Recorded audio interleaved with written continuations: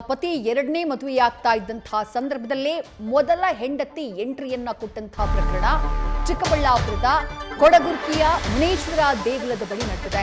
ಮದುವೆಗೆ ಗಂಡು ರೆಡಿಯಾಗಿದ್ದ ಆ ಸಂದರ್ಭದಲ್ಲಿ ಏಕಾಏಕಿ ಮೊದಲ ಪತ್ನಿಯೇ ಎಂಟ್ರಿಯಾಗಿದೆ. ಇದನ್ನ ಕಂಡು ಕಕ್ಕಾಬಿಕ್ಕಿ ಆಗಿಬಿಟ್ಟಿದ್ದಾರೆ. ಆಂಧ್ರ ಪ್ರದೇಶ ಮೂಲದ ಕದರಿಗೆ ನಿವಾಸಿ ಸುರೇಶ್ ಎರಡನೇ ಮದುವೆಗೆ ಮುಂದಾಗಿದ್ದ. 19 ವರ್ಷದ ಹಿಂದೆ ಮಂಚೇನಹಳ್ಳಿಯ ಮಹಿಳೆಯ ಜೊತೆ ಈತನ ಮದುವೆಯಾಗಿತ್ತು. ಮದುವೆ ಬಳಿಕ ಕುಟುಂಬ ಕಲಹದಿಂದ ಇಬ್ರು ಕೂಡ ದೂರ ಆಗಿದ್ರು. ಮೊದಲ ಹೆಂಡತಿಗೆ ತಿಳಿಯದಂತೆ ಸುರೇಶ್ ಎರಡನೇ ಮದುವೆಗೆ ರೆಡಿಯಾಗಿದ್ದ. ಹಸೆಮಣೆ ಮೇಲೆ ಕೂತಿದ್ದ. ಆ ಸಂದರ್ಭದಲ್ಲಿ ಅಕ್ಕಾಪಡೆ ಜೊತೆ ಬಂದಂತಹ ಮೊದಲ ಪತ್ನಿ ಮದುವೆಗೆ ಬ್ರೇಕ್ ಹಾಕಿದ್ದಾಳೆ. ದೊಡ್ಡಬಳ್ಳಾಪುರ ಮಹಿಳಾ ಠಾಣೆಯಲ್ಲಿ ಈ ಬಗ್ಗೆ ಪ್ರಕರಣ ದಾಖಲಾಗಿದೆ. ಎಫ್ಐಆರ್ ದಾಖಲಾಗಿದೆ. ಮದುವೆ ಮಂಟಪದಿಂದಾನೇ ಪೊಲೀಸರು ಮದುಮಗನನ್ನ ತಮ್ಮ ಜೊತೆ ಕರ್ಕೊಂಡು ಹೋಗಿದ್ದಾರೆ. ಸುರೇಶನ ಮೊದಲ ಮದುವೆಯ ಫೋಟೋನ ಗಮನಿಸ್ತಾ ಇದ್ದೀರಿ.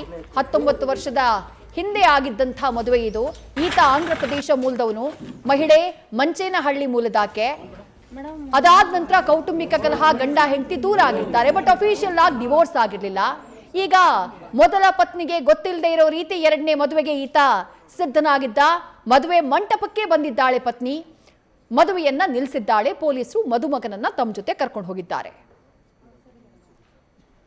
ನನ್ಗೆ ಎರಡನೇ ಮದುವೆ ಮಾಡ್ತಾ ಇದ್ದಾರೆ. ಅವ್ರ ಚಿಗಮ್ಮ ಚಿಗಪ್ಪ ಮತ್ತೆ ಇಲ್ಲಿರೋ ಪೂಜಾರಪ್ಪ ಎಲ್ಲ ಸೇರಿ ಎರಡನೇ ಮದುವೆ ಮಾಡ್ತಾ ಇದ್ದಾರೆ. ಸರ್, ನನ್ ನ್ಯಾಯ ಬೇಕು ನನ್ಗೆ ನನ್ ಮಕ್ಕಳಿಗೆ ಅಂತ ಇಲ್ಲಿಗೆ ಬಂದಿದ್ದೀನಿ ಸರ್. 19 ವರ್ಷದಿಂದ ಸರ್. ಡೈವರ್ಸ್ ಏನು ಆಗಿಲ್ಲ ಸರ್.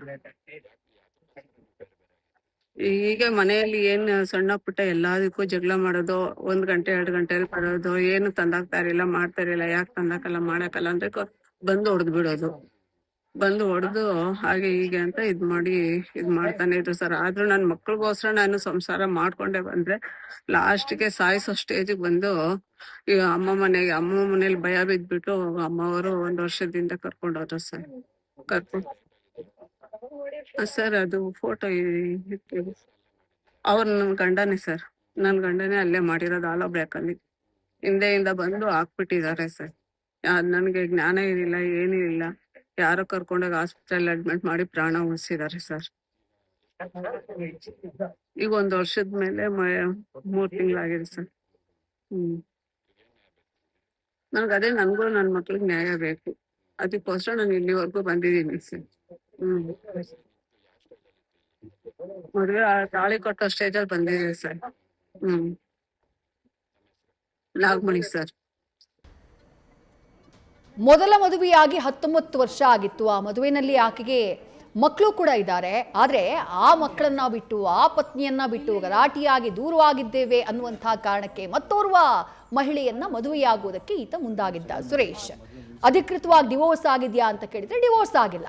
ಡಿವೋರ್ಸ್ ಅನ್ನ ಪಡೆಯದೆ ಈ ರೀತಿ ಮೊದಲ ಪತ್ನಿ ಹಾಗೆ ಮಕ್ಕಳಿಗೆ ಮೋಸ ಮಾಡಿ ಮತ್ತೊಂದು ಮದುವೆಯಾಗುವುದಕ್ಕೆ ಮುಂದಾಗಿದ್ದವನನ್ನ ಪೊಲೀಸರು ಮದುವೆ ಮಂಟಪದಿಂದಾನೇ ಎತ್ತಾಕೊಂಡು ಹೋಗಿದ್ದಾರೆ. ಸದ್ಯ ಮೊದಲ ಪತ್ನಿ ಕೊಟ್ಟಂತಹ ದೂರಿನ ಆಧಾರದಲ್ಲಿ ಎಫ್ಐಆರ್ ಕೂಡ ದಾಖಲಾಗಿದೆ. ಮದುವೆಗೆ ಮಂಟಪ ಸಿದ್ಧ ಆಗಿತ್ತು, ಜನ ಬಂದಿದ್ರು, ಮದುವೆ ಹೆಣ್ಣು ಮಂಟಪದಲ್ಲಿ ಕೂತಿದ್ರು.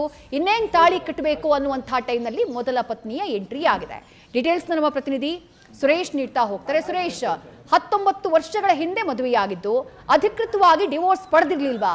ಜೊತೆಗೆ ಈ ಪ್ರಕರಣಕ್ಕೆ ಸಂಬಂಧಪಟ್ಟ ಹಾಗೆ ಹೆಚ್ಚಿನ ಡೀಟೇಲ್ಸ್, ಆತನ ಹಿನ್ನೆಲೆಯ ಬಗ್ಗೆ, ಜೊತೆಗೆ ಇವತ್ತು ಮದುವೆಯಾಗಬೇಕಾಗಿದ್ದಂತಹ ಆ ಯುವತಿಯ ಕತೆ ಏನಾಯ್ತು, ಆ ಬಗ್ಗೆ ಏನ್ ಡೀಟೇಲ್ಸ್ ಇದೆ ಸುರೇಶ್?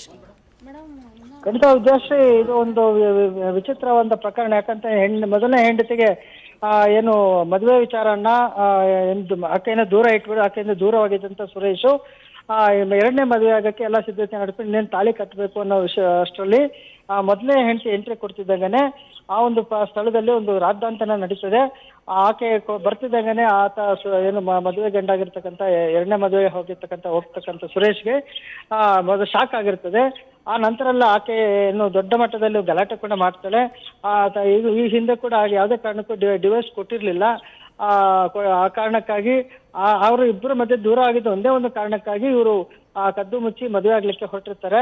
ಈ ಸಂದರ್ಭದಲ್ಲಿ ಆ ಮೊದಲನೇ ಹೆಂಡತಿಗೆ ಮಾಹಿತಿ ಏನು ಗೊತ್ತಾಗ್ತಿರುತ್ತೆ. ತಕ್ಷಣ ಆಕೆ ಬಂದು ಏನು ಕೋಡುಗುರ್ಕಿ ಗ್ರಾಮದಲ್ಲಿ ಮುನೇಶ್ವರ ದೇವಸ್ಥಾನ ಮದುವೆ ಆಗ್ತಾ ಇರೋ ಮಾಹಿತಿ ತಿಳಿದಂತಹ ಆಕೆ ಆ ಸ್ಥಳಕ್ಕೆ ಎಂಟ್ರಿ ಕೊಟ್ಟು ಆಕೆ ಮದುವೆ ವಿಚಾರದಲ್ಲಿ ದೊಡ್ಡ ಮಟ್ಟದಲ್ಲಿ ಗಲಾಟೆ ಮಾಡಿ ಮದುವೆಯನ್ನು ನಿಲ್ಲಿಸಿ ರಾದ್ದಾಂತ ಕೂಡ ಮಾಡಿ ಕೊನೆಗೆ ಪೊಲೀಸರ ಒಂದು ಎಂಟ್ರಿ ನಂತರ ಆತನನ್ನ ಪೊಲೀಸರು ವಶಕ್ಕೆ ಪಡೆದು ಕರ್ಕೊಂಡೋಗಿರ್ತಕ್ಕಂಥದ್ದು. ಈ ವಿಷಯದಲ್ಲಿ ಏನು 19 ವರ್ಷಗಳ ಹಿಂದೆ ಮದುವೆ ಆಗಿರ್ತಕ್ಕಂಥ ಈತ ಮೊದಲನೇ ಹೆಂಡತಿಗೆ ಯಾವುದೇ ಡೈವೋರ್ಸ್ ಕೂಡ ಕೊಟ್ಟಿರ್ಲಿಲ್ಲ, ಅಧಿಕೃತವಾಗಿ ಯಾವುದೇ ಕಾನೂನು ಪ್ರಕಾರ ಮಾಡಿರ್ಲಿಲ್ಲ.